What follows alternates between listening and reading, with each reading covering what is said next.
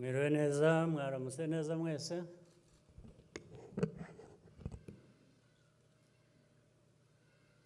Bayobozi muri hano, b'inzego z'igihugu cyacu, Abanyarwanda mwese, batumirwa bakuriye, bahagarariye ibihugu byanyu hano mu Rwanda, n'imiryango mpuzamahanga,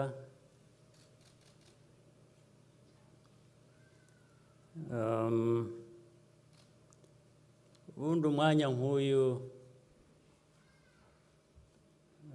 biragorana, reka wenda niba abadakurikiye Ikinyarwanda, abatumva Ikinyarwanda bafite ababasemurira cyangwa uburyo bwo gusemura.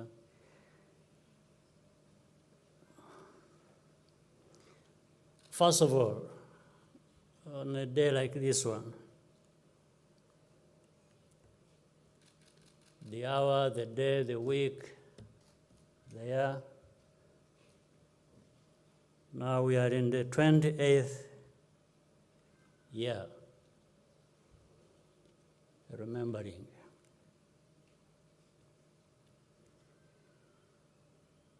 It's a moment people are speechless.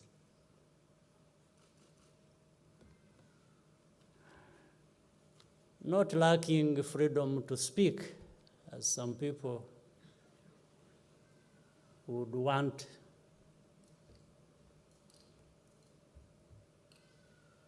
to refer to us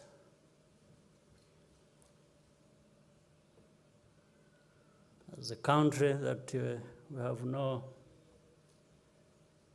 freedom to speak.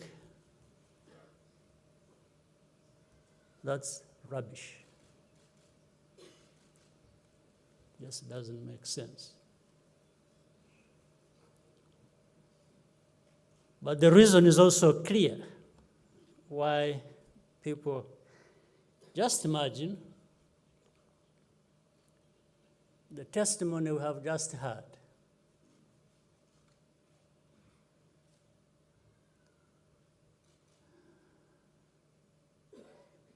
And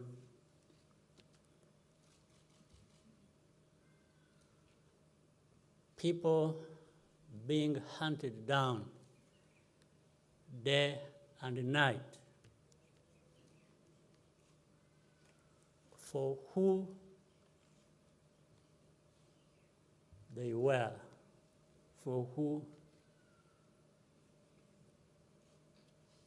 some of them are still today. Also imagine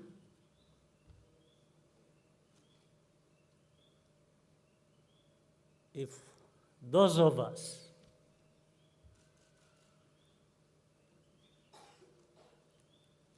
who were carrying arms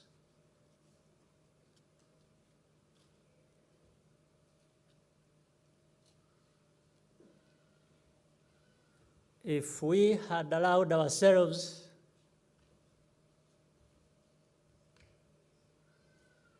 to pursue those who were killing our people,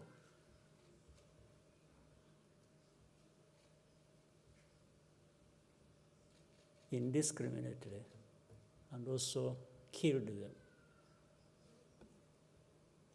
First of all, we would be right to do so.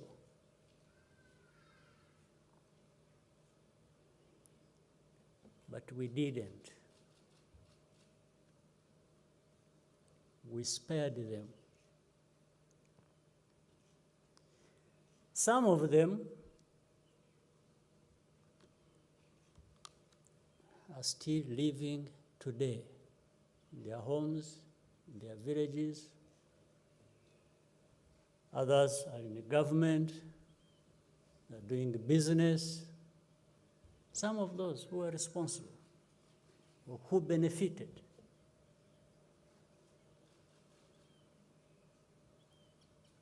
We didn't do that.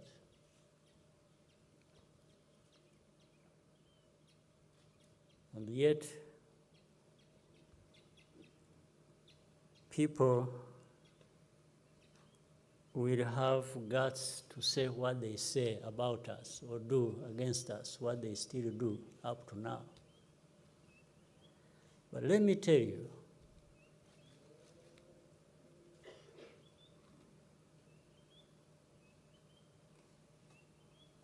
we are a small country.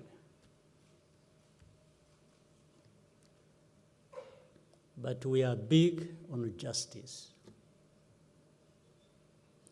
And some of those are big and powerful countries, but they are very small on justice.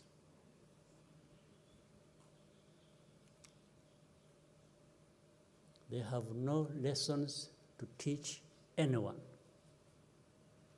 because they are part of this history that saw over 1 million of our people perish. They are the cause. And the Rwandans just executed, killed their fellow Rwandans. But the history of that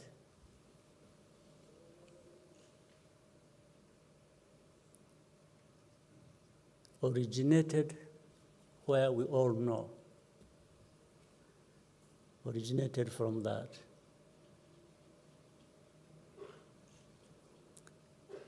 So the very reasons that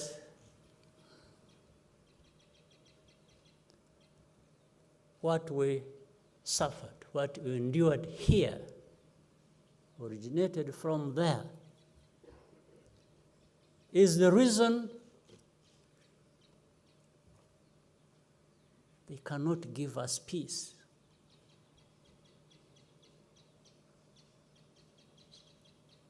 They want to cover up their responsibility.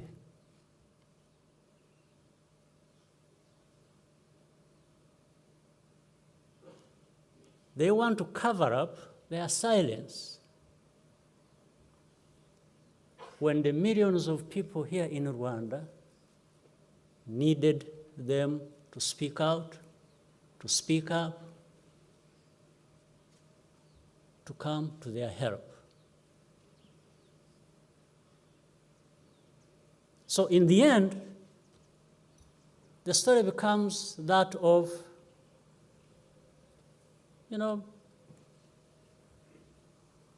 these Rwandans, these Africans, are just killing each other. They are killing themselves. So there is no one who is right, there is no one who is wrong. We are all the same, according to them. We are not the same. That's why we did not kill another 1 million on top of the one we lost on the hands of these criminals, some of whom are even protected, even now, by the very countries that talk about justice, that give lessons about justice. Forget about justice. Let's talk about other things. They talk about democracy. They talk about all kinds of things. As far as I know, there are 3 systems that govern the world. One is the so-called democracy. The other is what they call autocracy. The third in between, that is silent, that is powerful, is that of hypocrisy. 3 systems. democracy, autocracy, in between, the most powerful, very silent, effective, and that is hypocrisy. But for us, we've learned our lessons. We will carry the names anyone is going to give us. I have no problem with that. But the lesson we have learned, and the lesson of things we knew anyway from the beginning, some of us, is that it doesn't matter how far you go from here, thousands, tens of thousands of kilometers, you are not going to find people that are more important or have more important lives than us, than we are.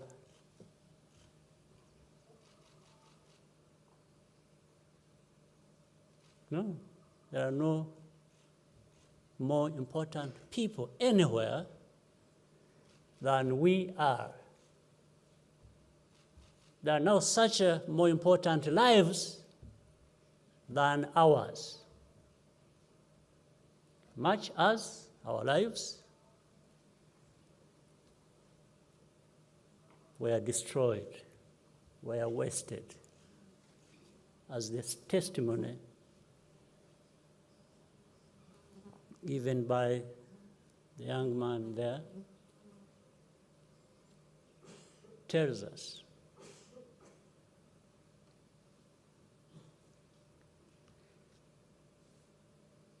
I will say all these things just even for the benefit of our young people,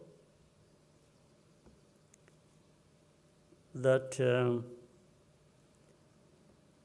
those who were born at the time are now 28.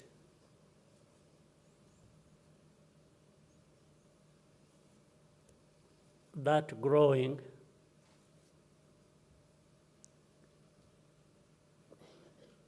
must have taught them the lessons of our history,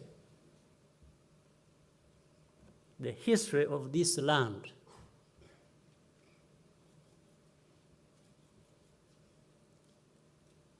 The land in which you find the very brave men and women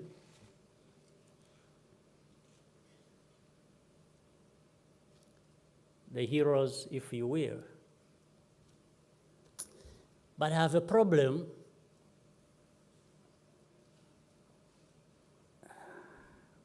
with the word hero and its definition, because there is no hero in our situation like this one.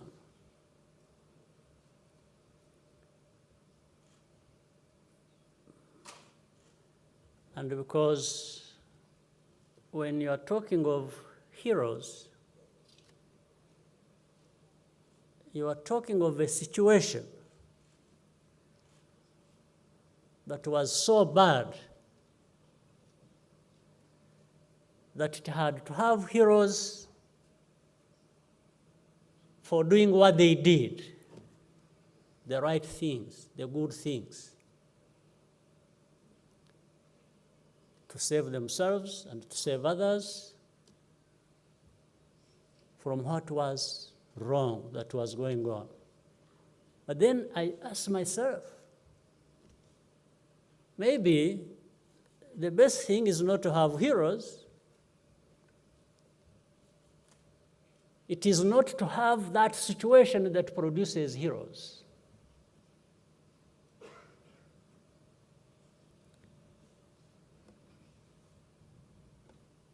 like in our situation, how does one become a hero? And you know, you've lost 1 million people over.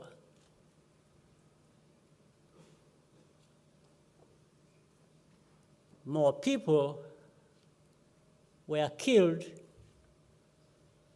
than could have been saved, or that needed to be saved.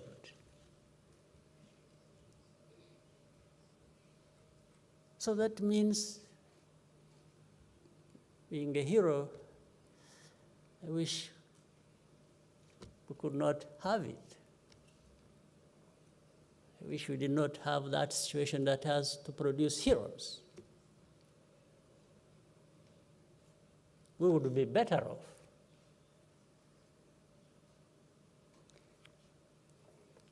And another thing I have that is problematic with that word is that you can also manufacture heroes.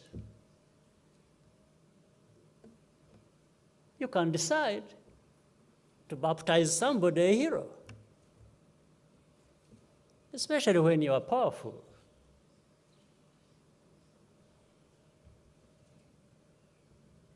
You can create it, and if anybody raises an argument, they are made to shut down, shut up.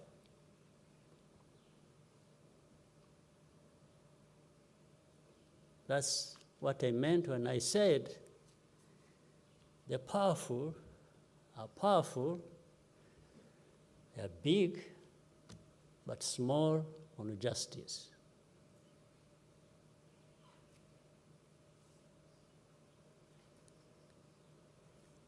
They even talk about freedoms.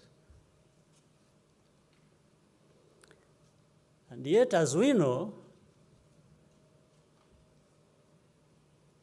they create false stories about a people, about Rwanda, about genocide. And when you argue with the facts and you want to present facts that actually they also know,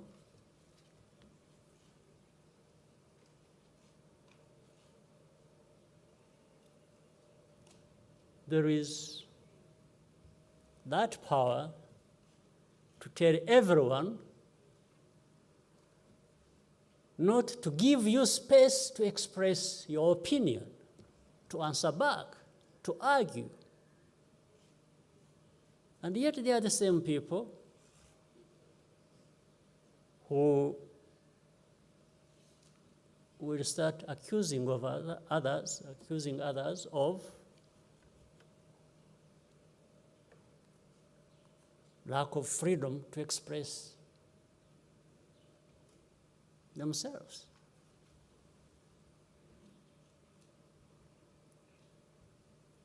What I'm talking about is not an old story in terms of when it last happened. No, it happens even today.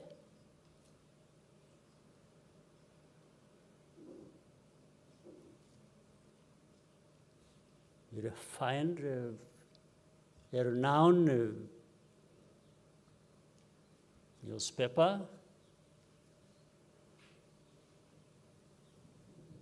in some powerful place, falsifying stories about us, about Rwandans, about the genocide, about our history. And when somebody wants to say, look, that's not correct. This is what it is. These are facts. You know, you'll find it's like they have agreed among themselves, all channels through which you could have communicated or placed a reply, not to listen to you, because they want to have what they are playing, the only thing playing in everybody's ears.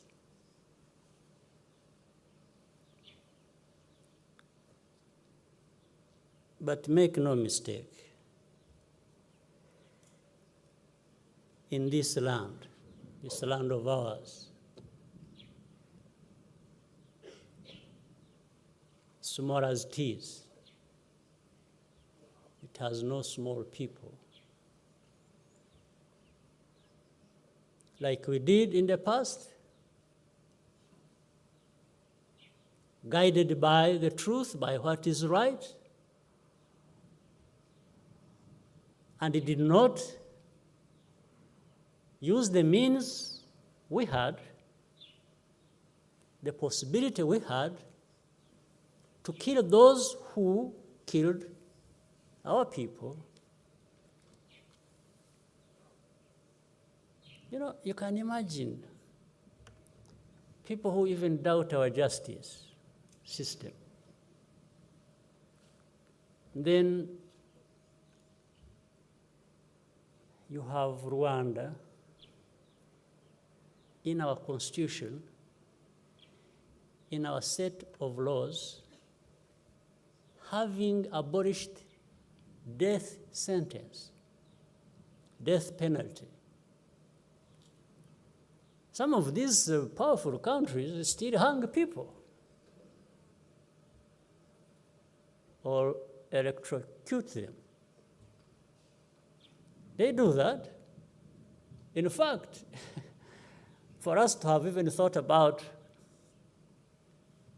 abolishing the death penalty at a time we had so many people to justifiably hang. And these people miss that point. They miss the point that we are actually a country of justice, a country of laws. We believe in the rule of law. Because if we didn't, why do we do all these things? There is no amount of pressure. Let no one tell you lies. This we did ourselves. It's not because anybody influenced us or put pressure on us, and because who would put pressure on us when they are the ones doing the same thing? In any case. And then we have even people we have forgiven who were associated with this. What happened that we heard from in the testimony. People who were part of that, continuing to be part of that, even now,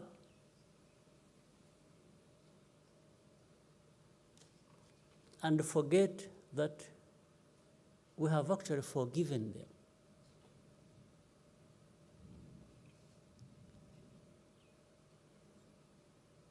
So they are forgiven.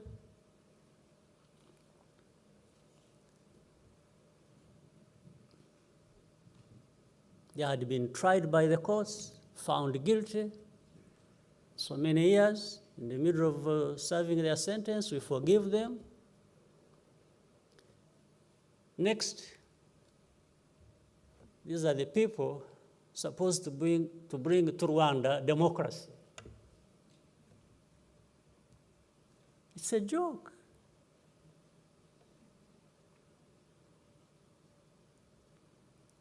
And you are doing it in a wrong place, in a place that understands many things about us, our limitations, but our power to defend and protect this land and the people of this land.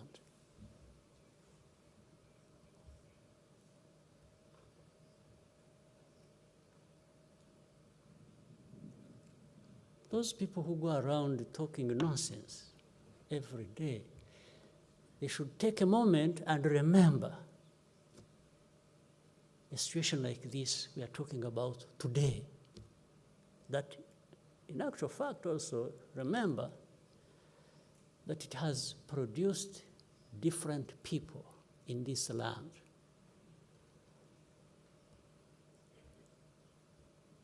Our children, our grandchildren, we have a duty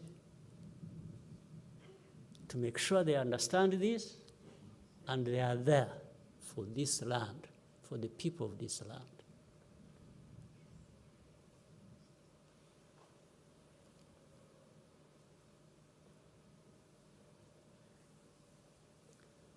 but we also know many things, including our limitations. We have no power to stop it or to prevent it. But to have the power to confront it.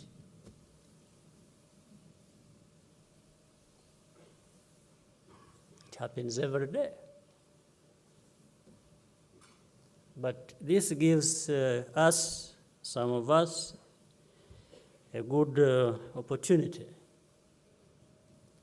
to remind people of all this. I cannot end without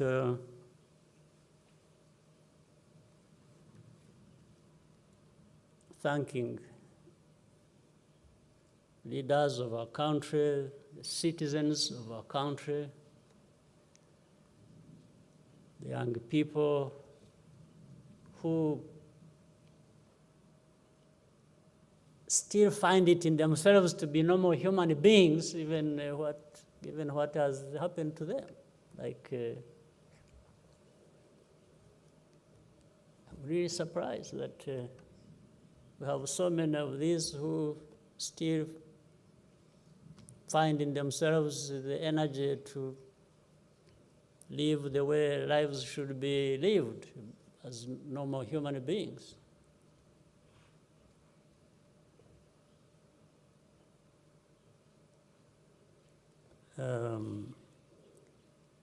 But the most important thing is these very hard, bad lessons should never be wasted. In the last 28 years, every year that passes makes us stronger and better people.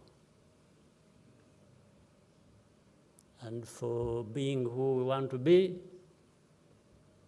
we shall be the ones to decide, not anybody deciding for us what and how to be.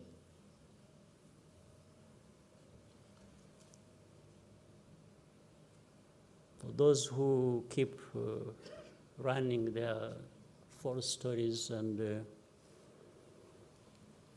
imagine people could not even, I think to be fair, the majority of the people in this world recognize what happened here and give it the name it should be called. Again, but there are others who say, no, but you see, it's only not Tutsis who died, it's also others. I mean, first of all, you're just saying the obvious. In that situation, what you're saying is obvious. But I think here we're talking about something else. When people, everybody knows here, or those who want to know, there are people who are called cockroaches here. Cockroaches, the name cockroach was reserved for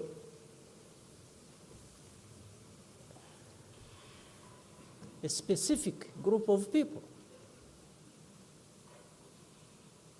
No. So, and when they were killing cockroaches. This is what they were saying. So they were saying it publicly. So to say that it was a genocide targeting Tutsis, how can it be wrong? How can it be questioned? How can it be argued about? Unless you have something else, another problem.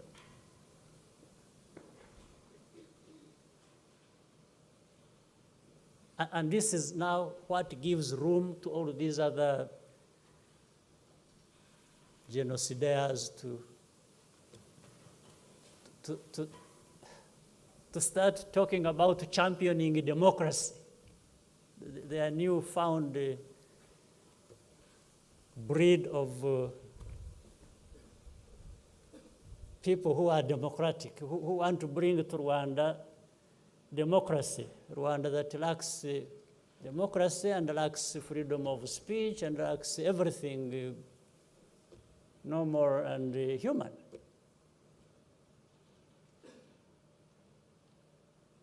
Well, but what do you do? If somebody is insulting you,